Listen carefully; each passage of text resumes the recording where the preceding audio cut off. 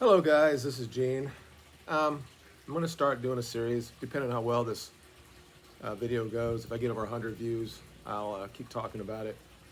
Um, Obviously, as you can see in my shirt, I'm a Florida State guy. Been a fan since I was about 6 years old. It's over 50 years. I mean, I go way, way, way, way back to when Blednikoff was there, and even before they got Bobby Bowden in, watching them on UHF back in Florida when they didn't win a whole lot, but they got to certain goals and stuff, and they were independent. Basically now they've been like maybe a mid-major back then, and then we got better after Bobby got in, and we became a very dominant team for a long time. And we're kind of back right now, kind of. I would say that we are actually, but things have changed a lot. And the reason why I'm talking about this video is I'm going to talk about a guy that used to play for Manchester United, for Florida State, but now kind of lies. Now he basically disowns the idea that he's a Seminole. Of course, this is all part of his marketing thing. This is Deon Sanders, and knew him in passing a little bit at Florida State. I was only there for a little bit of time.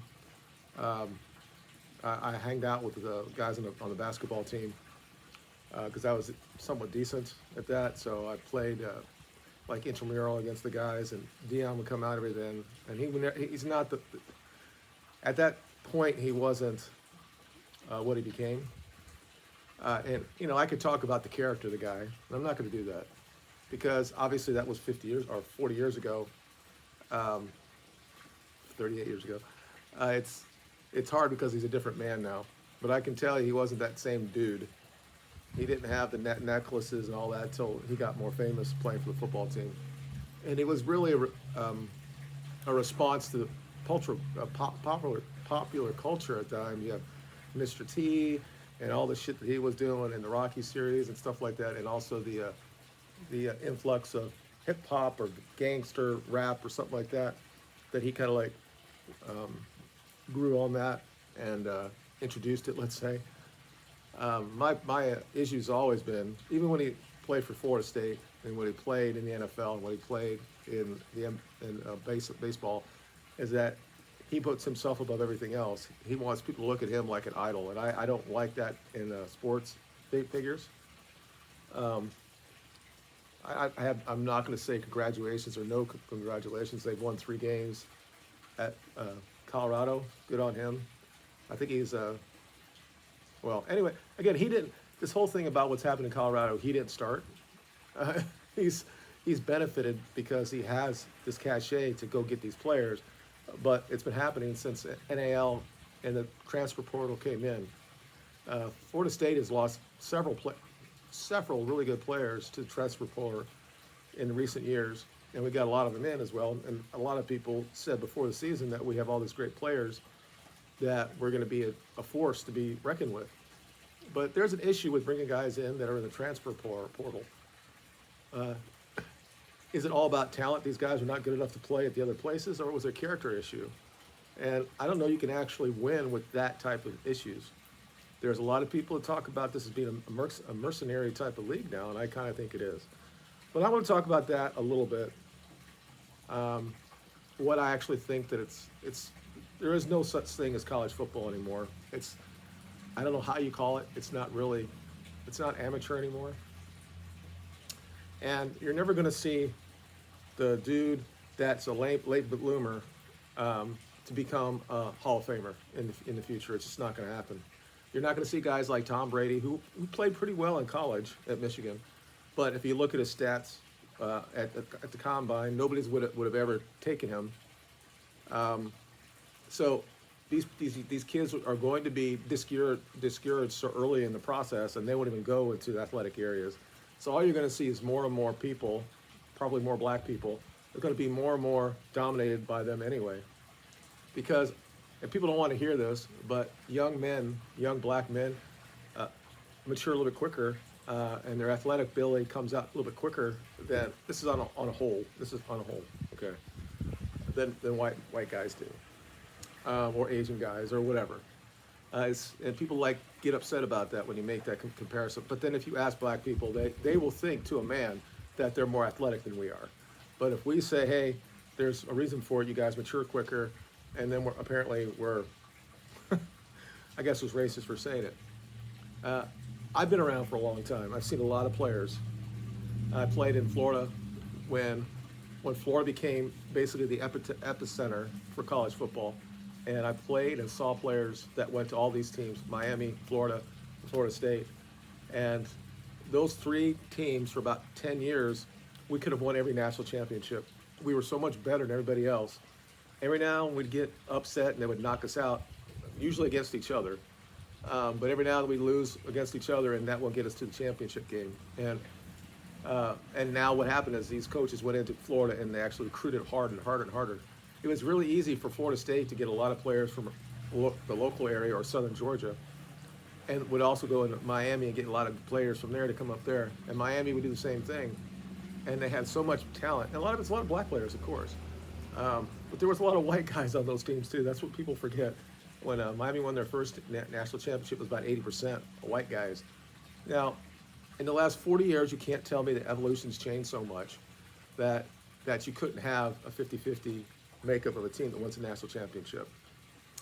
So I mean, it wasn't that long ago that Nebraska had that in the 90s, when I still think that was the greatest team ever that beat Florida in the championship game. I think that's the best one ever. And it was 50-50, or it might have been more. I don't want to go into white and black thing. What I want to talk about what's happening now, and this is why this thing might have to be a series. So I'm just going to do an overreaching type of series, or my thoughts of what's going on and why this is really a death nail for what college football is. This happened in college basketball not that long ago. Way too many.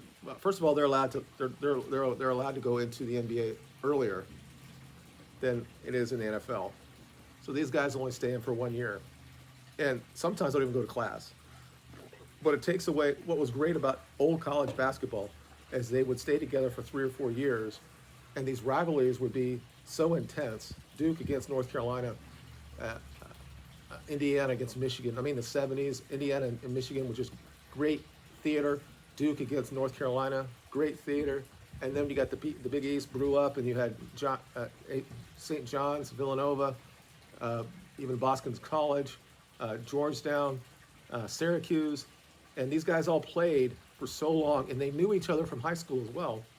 And this morning I was watching the JB show, and he was talking about that.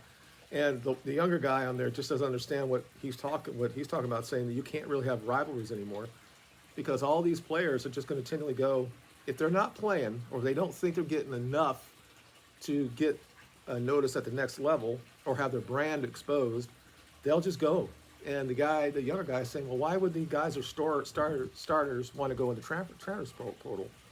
And what JB was trying to tell him is, like, every year these coaches are going to look for guys to replace you.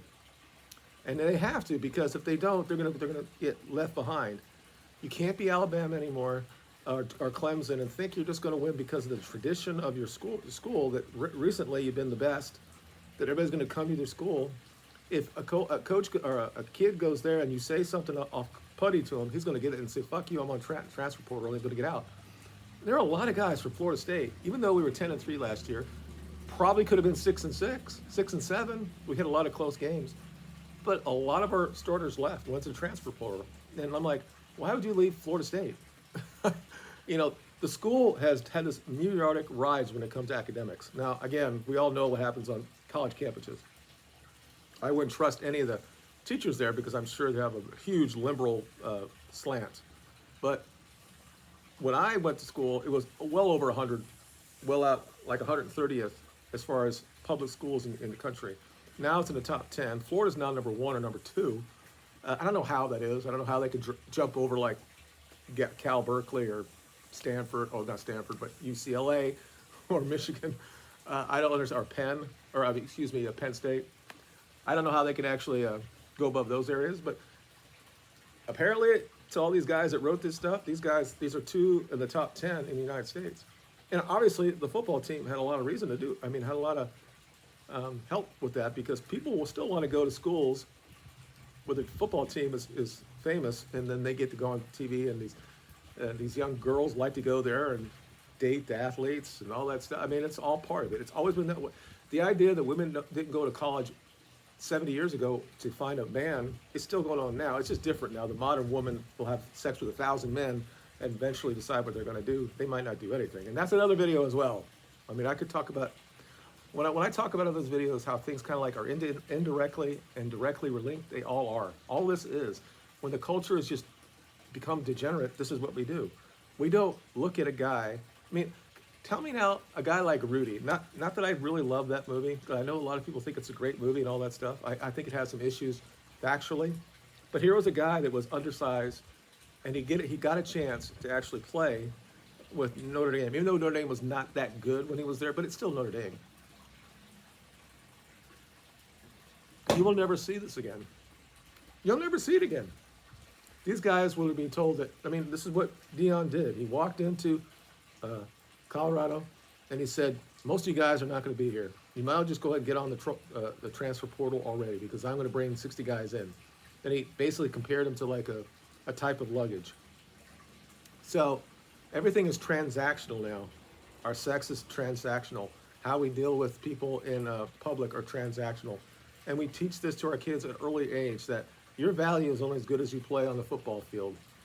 And now then we say, let's empower them. Like, wait a second, they're not getting anything because of their likeness, and that's not fair. And we put this and put them on them, and then now they're going to have their own brand, and they're going to just sell themselves wherever they go. That's another transactional thing. You're never going to have this idea. I mean, when it used to be like this, Bobby Bowden would be able to go into someone's house and sit down with the family, and he would never lose in a crew. He would never lose. And if he got there and sat down in the family room, would sit and talk to the family and the parents, Bobby got everybody. You know, nobody would say no to Bobby, because he was a father figure, a good old boy, and all that stuff, and he was going to take care of your kid. That's not the way it is anymore. You have to bring shit to the guys, and then they're gonna weigh it. They're gonna have their own agents or other people advising them. Hey, why don't you go to Alabama this year, and then after next year you can go out to USC, because you'll be in LA, and then you get your brand a little bit more. You're going to see this over and over again. Guys might go to like Georgia or Alabama or Clemson or Florida State or Florida, but then let's say that they do pretty well and they have a marketable face.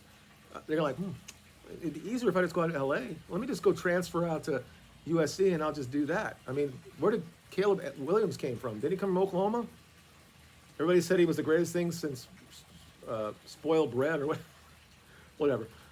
You know what I mean by that? And he decided to go to USC. I wonder why that is. I mean, obviously his coach left. And I know that's the other issue too, because this is all to get back to coaches were leaving teams. They get opportunities, they go somewhere else, and then they allowed these guys to actually go with their coaches, which I guess is okay. But then they're saying, well, if it's okay for the coaches, why can't the players do it? And okay, you continually have to just, all right, we'll just continually bow down to this. Like, to think the idea that you would not be able to find players to play college football with just the reward of getting a scholarship to a good university, how that's a bad thing. It's like years ago when the women's national team was saying that we're not going to go to the Olympics because they didn't think they were getting paid enough. And I'm like, I think I'll go out and find 20 other women that can play for the United States team, and we'll do pretty well. We might even get to the final. We have that many players that can do it.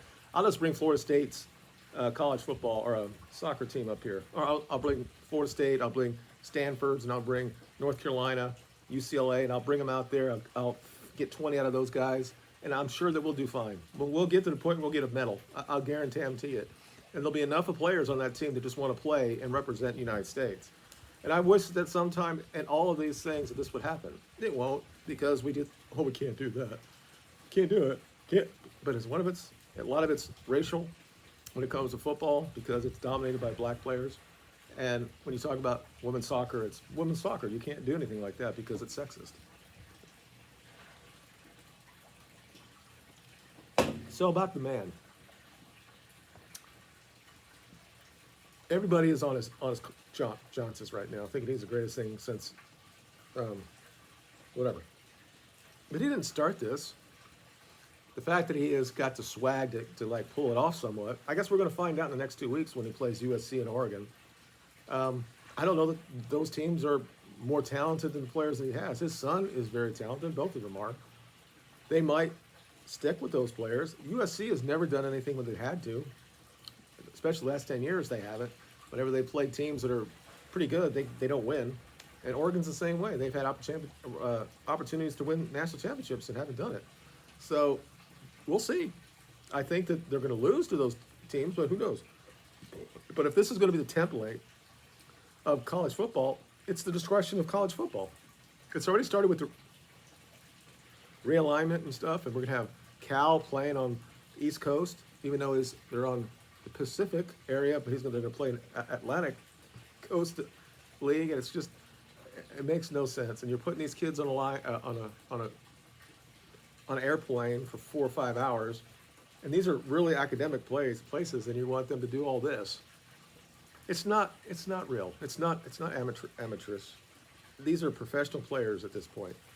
And the fact that at any time, no matter how great you are, I mean, it reminds me of how was it? The movie with Robbie Benson in it when he was a basketball player. Oh, it's pissing me off.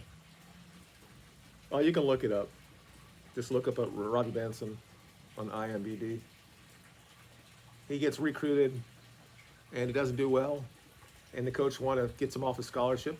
They do that now. That's exactly what Deion did. He tried to say, all you guys on scholarship, get the fuck out of here. Get on the transfer portal. Because they only have so many scholarships they can give, so they want their guys to get on the transfer portal so they can get that scholarship back. So they'll just come out and say, you're not good enough. You guys are 1-11 last year. You're not good. You're not. Is it all the right moves? No, it's not. That's Tom Cruise. Anyway, this is a team that's trying to go undefeated, and he finally allows them to play, and he brings the team back and comes in the next day, and he says, you've done everything you want.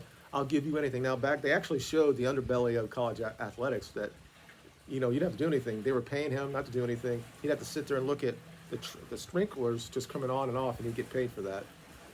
And this is how it's been like. That's 40 years ago, that movie. And I'm going to tell you that at every universities above, I think all of them in Division I have this type of thing. Before name, image, and likeness came into vogue, all the players are getting paid anyway. Regardless of what they were getting with their scholarship, they were getting paid. They were getting a stipend. They were getting per diem. They were getting $2,000 at least if they were at the bigger universities a month. And if and some of them got like clothes allowances because the coach wanted them to dress up nice. So this is a huge business. So these guys are being taken care of, and they also were getting their scholarships, which is depends what university you're going. You're talking 200,000, 500,000, depending on which university you're going to. So this idea they weren't paid is just all bullshit.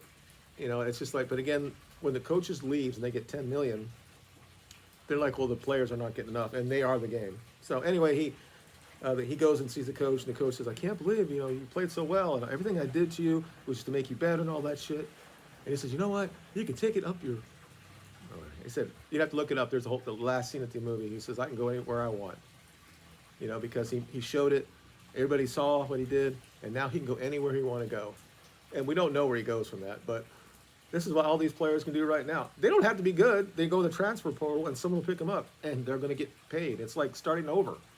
And you're going to see guys, you're going to see 4 or 5 guys, or 4 or 5 teams that these guys are going to be on, and they're going to take all the amount of eligibility they can take. They're going to be 25 years old, and they're going to go in the NFL at 25. I mean, Bennett did that, but he was at least at Georgia the entire time. It's like as a fan of college football, you just used like, okay, we got this freshman, and he's doing really well on the whatever it is, like the scouting team, and people are talking really great about him, but he's gonna have to wait another year because we have our Heisman Trophy candidate over here, and he's got another year left, and the guy's sitting there, and everybody's in his ear say, dude, you could be starting everywhere else. Why don't you just go there and you get more money and all that stuff? And the old days, like, I know I want to do it. I'm here for state. I'm going to, my father went to Florida State, and I want to be here, and I want to do all this. You're not going to see that anymore. You're seeing what you're going to see. You got Sanders' son, who played at Jackson State, went with his dad to Colorado, and now he's a great player. Now, what? It's not going to happen. Just like Florida State decides that they want Prime to be the coach now next year. Do you think that his son's not going to go with him to Florida State? I don't want to talk about what he said about Florida State and how the coaches just disrespected his son and him and all that other bullshit. This is the same motherfucker that said Taggart was the right hire years ago, and Taggart was the worst coach we've had in the last 40 years. So, and it's all racial too about this, because you can't really have any opinion about it, because most of the players happen to be black, so you can't sit there and say that they're milking the system. And they're like, well, see, it's just it's a product of the times, and it's just the progress. Nobody really watches college basketball anymore. I mean, it used to be daily viewing for me, or weekly viewing for me. I think the game was better. You're seeing that well in college football. It was more efficient, just a better game. These guys were 19, 20, 21 years old, playing together for 3 years. They play really, really good. Teams like Duke, North Carolina, just fundamentally very, very good teams. Just love it when they come up and get the office in charge, and good defense. You're not, the same things happen in college football. You can't just have guys just moving off, and every year you have to start over and over again. You might have better players, and some points in the season you'll look like you're a really good team. And this is the same thing with Florida State. You're going to have this all year. We might destroy out LSU, but then we almost lose Boston College. You can't. It's just not it's not the same anymore. And I hate to be the old guy, the old white dude, old man sitting there saying, in my front yard saying, get off my yard. But the game has changed, and it's not better. It's not. These are not. They might be more athletic. The game's not better, and it's also destroyed the NFL, because the RPO is now infesting the NFL as well. So you're not going to see a guy like Tom Brady to be a star and then be a Hall of Fame caliber player. You're not going to see guys like Peyton Manning, 6'5" guy, but he's not athletic. Obviously more athletic than me, but he can't run fast. He can't jump high. You're not going to find a lot of players like that. And you're going to get people who are just going to say, I can't compete because they want this. So all these guys are looking on the transfer portal, how fast he runs, how much he drops, and all this stuff. How quick does he runs that first step? So it's come down from the NFL into college. And the rivalries are gone. You're never going to see Florida State and Florida at a meaningful type of game. Because these guys are no longer. I grew up over here in Gainesville, and I had to go to Florida because I had to make sure I played Florida State every year because we have to beat them, or I'm going to beat Miami because all this. These guys are going to go wherever they're going to go. I'm from Gainesville. I was always been a Florida fan, but this team over here in Arizona is going to give me more money. I'm going to go there. It's not. You're going to tell an 18-year-old or a 19-year-old to stay because there might be some coaches that can keep them. But Nick Saban is realizing that that's not going to happen for him. He's an old white dude. The same thing with Clemson, the coach there. He has to deal with this as well. They'll still be able to recruit good players, but they're not going to, and they're going to say they're not evolving. I think if people just need to look and see at the ratings of what's happening in college basketball, and just see how that's tanked a lot when it was like so important, so popular. And you're going to see that in college football. You're going to have a football. I mean, I say that, and I don't. I mean, it's like we're on this fantasy shit as well, and everybody loves that, and that's why the NFL continually grows, because so many people are betting on the games, so they have to watch it and see what they bet on. They're winning, but the game is regressed as well, and they don't play in preseason. If you forget, years ago they had 6 of them, 6 preseason games, and they ran probably through, the starters probably played 3 of them. Now it's not like that, and it takes about half a year for teams to get where they're at, and you don't even know that. It's like every year, Kansas City kind of like does this, and then the last year, at the end of the year, they go like that. The last 3 years, it's the same thing with Cincinnati, same way. Just they go up and they do well. And the good teams, there are teams that start off good and then they fail at the end because these other teams have finally got their shit together because they've been playing together for so long. So they're all, like I said, they're all indirectly and directly related. When the product is watered down, or you're only playing just for the money, the love of money, or idolatry, for people to look at you, and I mean, so this is how it's everywhere, right?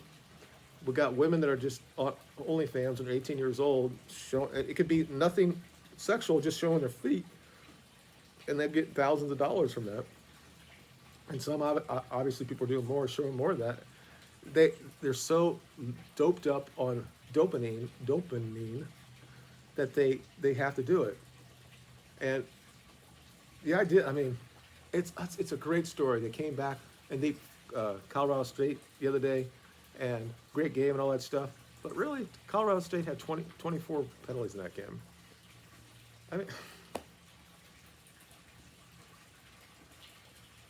I don't know. You know, I maybe I'm just complaining, not to complaining, and maybe I can't keep up.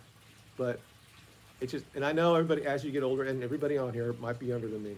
As you get older, you will look back and say it was better back then. You have that, but I know what I've seen, and I know that there are a lot of really good players when I was growing up, and a lot of them are white, a lot of them are black. Some of them went on to do great things and went in the NFL and stuff. Other of them went other places, become CEOs and stuff. Went to the military like I did. Obviously, I wasn't a good player, but I was okay. You know, 6'2", 210, run about a 4.7. That's the best I could do. But there were a lot of good players, and this idea that the NFL and college can't be a little bit more 50-50 when it comes to that. But if you continually only look at kids when they're young like that, and you pigeonhole them so early on, and then you have agents just around, just guiding them to places where they need to go, and you just put money into the game, and the parents and guys that just looky longs or hanging on, guys are just waiting to see the guy get the first contract. And then you allow that to happen in college football as well, and these guys are getting money. I mean, and then, you know, before the game even starts, you got the coach's son, the quarterback, out there saying shit on social media. I mean, I'm going to tell you, people have been killed for less. There have been so many shootings at games because somebody said something on social media. They just showed up and started shooting some of the players. It's going to fucking happen. It's going to fucking happen. So I just think there should be some sort of decorum when it comes to that. People would say, Gene, you just don't understand the culture. And, you know, that's what the other guy was talking about, this sort of, I don't understand the culture. The culture of what? People forget what sports is supposed to be about. There's a competitive side of it, right? There's also something that actually teaches, and it talks about hierarchy and discipline, and young men really need this. But when you make the players to be this icon, or somebody that you look up into, or they're as important as a coach, or all they really care about is clicks and being on social media, you kind of lose all that, and people forget. And then later on in life, a lot of these people, when the limelight goes away, then they have to deal with their own selves. And I can go down a litany of players, celebrities, when this shit stopped, former wrestlers, when they're no longer looked in the limelight, they realized they weren't really good people. They didn't learn the character you get from playing sports. I mean, they have to do enough, right? Talent takes you so far, but they have to really work out and have to do things, right? Because there are other guys who are going to come on and take your spot. But it's just this idea when you're 18 or 19 or 20 that you know everything. You don't. So, again, I can also say that our founding fathers were very young as well. They were in their young 30s. So, but that's still in their 30s. So, I don't know. Just let me know what you think. I think that the game is pretty much gone. I'm still going to watch it because I'm a fan. It's been 10 years since we won the championship. I don't think we have a chance this year. I think we'll probably lose to Clemson this week, but who knows? We might win. But we got Miami and we still have Florida on our schedule. We got UNC, so I don't know. I know I would love it for us to win, but it's just strange. I mean, even if you actually go undefeated, probably 20% of your players might actually just transfer out. There's nobody that says let's go and do it again, or and we had that last year. We won a bowl game for the first time in a while, and we had a lot of players actually transfer out. And everybody's like, "Thank you for playing here," and all this bullshit. And I'm like, why? So this video was supposed to be about Prime, and it's not been really about him because he didn't start this, but he's taking it to the next level. You can't bring in 60 or 70 guys, and people like me will not going to say that's not mercenary. Of course it is. You just basically replace your entire team, and it shows that to me you can't coach. There had to be some decent players that maybe you kept. They were 1-11, and I think again this is me. He wants to win early, right? Nobody's going to ever fire. He was never going to fire him after the first year if they went 4-7. But I don't know. I guess the idea is that let's take this and make it in my own image, and start up from nothing and go from there. What he decided is I'm going to bring all these guys in that are all 4 and 5 that didn't do well elsewhere. Some of them actually did, but they just want to go with Prime because they have that brand thing and they'll be marketable and all that stuff. When it becomes about yourself instead of the team, I start to tune out. I understand that they don't really do this in the NFL. As bad as it is, obviously it's a quarterback-driven league, and those guys are stars, but it's not the same. Right now, you can be nobody, and you can have a following online. It's just different. And I know I'm an old dude. I get it. I do. But the idea that that's gonna people are gonna turn it. They're not gonna watch it. I mean, they might. Obviously, they will because he's going to be one of those shooting stars. He's going to go up here and then he's going to go down. This guy hasn't won anything really. He won, I think, a championship with San Francisco. And he did it with the Cowboys. When he was at Florida State, we had great teams. Won some bowl games. Never won the championship. He's not. When people say he's a winner, I don't necessarily see that. I think he's probably one of those most talented players ever. Not a great tackler, but guys, one of the fastest dudes ever to play the game. Anyway, I think I'm going to stop right now. Maybe I'll have to write some stuff down, put some bullets down, and when I want to talk about this again, because all this stuff usually goes back to the same places. It's part of the generation, the degeneracy of our society. That we only look at ourselves instead of to something else, something bigger like God. And we look at ourselves as idols.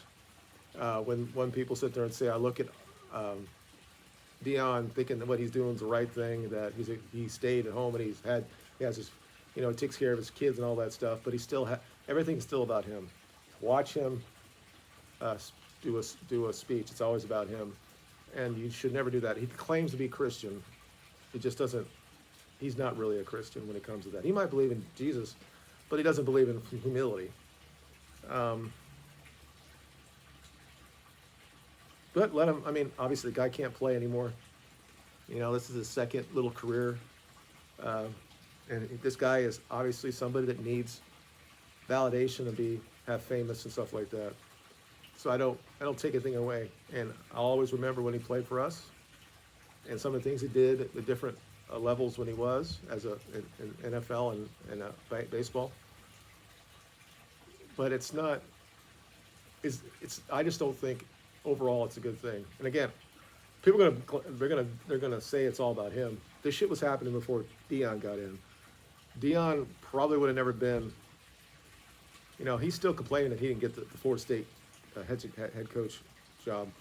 There was nobody in my mind that would ever thought he would have been the coach. He had no experience at all when that came up. And I think that what Florida State did is they got a guy from a mid-major and said, we're going to start over again and have discipline in the team, and we'll go from that. And they've allowed him to be there. Now it's been 3 years, 4 years, and he has a good team. But again, he had to do the same thing.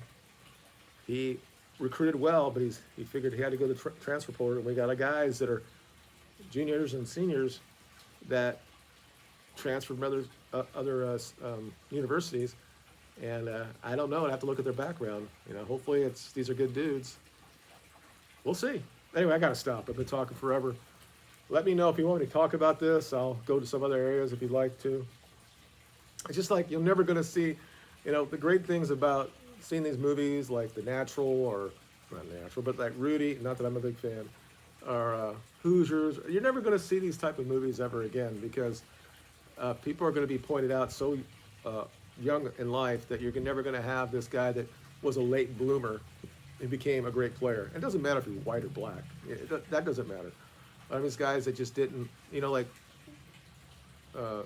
David Robinson. He had to go to Naval Academy because nobody really wanted him, didn't recruit him, and he grew like 7 inches when he was in Naval Academy.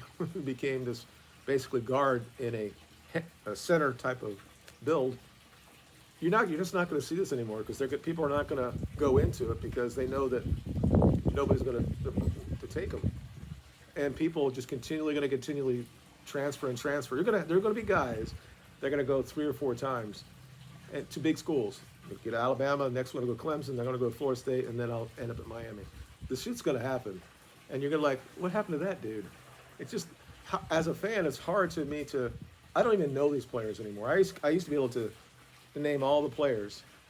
I guess on this team, probably the last time I did that. But since then, no. And then you hear him, the season's over, and the guy's had a good season, and all of a sudden, he's entering the transfer portal. Why? I don't understand, but I gotta stop. You guys have a good day, and we'll talk to you guys later. And let's hope that Manchester United do well on Wednesday. And I'll probably talk about them later in the week, what I think they're going to do with all the injuries we've had and all the crap that's been going on with us. You guys have a good day. Bye.